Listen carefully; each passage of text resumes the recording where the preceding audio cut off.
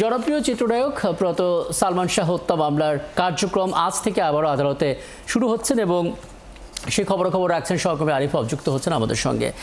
আরিফ, আমাদেরকে শুরুতে একটু বলবেন, মানে এই হত্যা মামলার কার্যক্রম মাঝখানে যে বন্ধ ছিল এরপর যে শুরু হলো, এটা কি নির্দিষ্ট কোনো দিনের যে তালিকা আগে থেকে ছিল সেই তালিকা অনুসারে আসলে আজকের দিনটাতে আবারও কার্যক্রম শুরু হলো, নাকি নতুন করে উদ্যোগ নেওয়া হলো কারোর আবেদনের প্রেক্ষিতে? এবং সার্বিক আপডেট আমাদেরকে জানাবেন আসলে। রাকিব, আপনাকে ধন্যবাদ আমাকে যুক্ত করবার জন্য। পিবিআই 2020 সালের 25শে ফেব্রুয়ারি পিবিআই সালমান শাহর যে মামলাটি রয়েছে সেটি নিয়ে একটি তদন্ত প্রতিবেদন প্রকাশ করেছিলেন এবং সেখানে উল্লেখ করা হয়েছিল যে সালমান শাহকে হত্যা করা হয়নি, সালমান শাহ আত্মহত্যা করেছেন।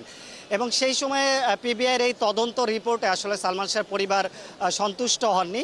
সেই জায়গা থেকে একটা রিভিশন দায়ের করেন সালমান শাহর মা যিনি রয়েছেন নীলা চৌধুরী, তিনি একটি রিভিশন দায়ের করেন এবং সেই রিভিশনের শুনানি হবে আজকে। এর আগে আগস্ট মাসে একটি তারিখ দেওয়া ছিল, কিন্তু সেই তারিখে সালমান শাহর মা নীলা চৌধুরী ইংল্যান্ডে রয়েছেন দীর্ঘদিন ধরে এবং তিনি অনেকটা অসুস্থ, সেই কারণে তিনি ওই সময়ে জজ দায়রা কোর্টে হাজির হতে পারেননি।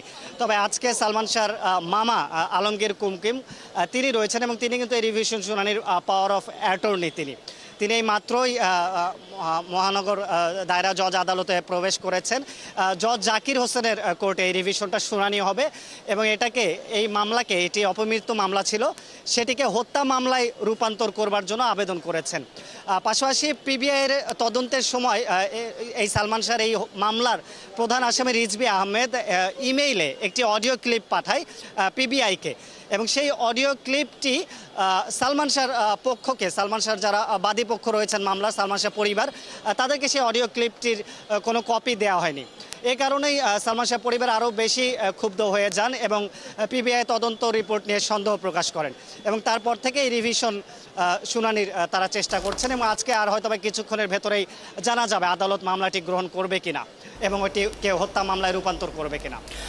অবশ্যই আপনি তো সেখানে আছেন আরিফ, আপনার মাধ্যমে নিশ্চয়ই আমরা সেই শুনানির আপডেট জানতে থাকবো এবং পরবর্তীতে সেগুলো নিয়ে আরও কথা হবে নিশ্চয়ই। আপনার সঙ্গে আমাদের সঙ্গে যুক্ত হয়েছিলেন সহকর্মী আরিফ এবং জনপ্রিয় চিত্রনায়ক সালমান শাহ হত্যা মামলার কার্যক্রম আজ থেকে আবারও শুরু হচ্ছে এবং সেই আপডেট আমাদেরকে তিনি জানাচ্ছিলেন।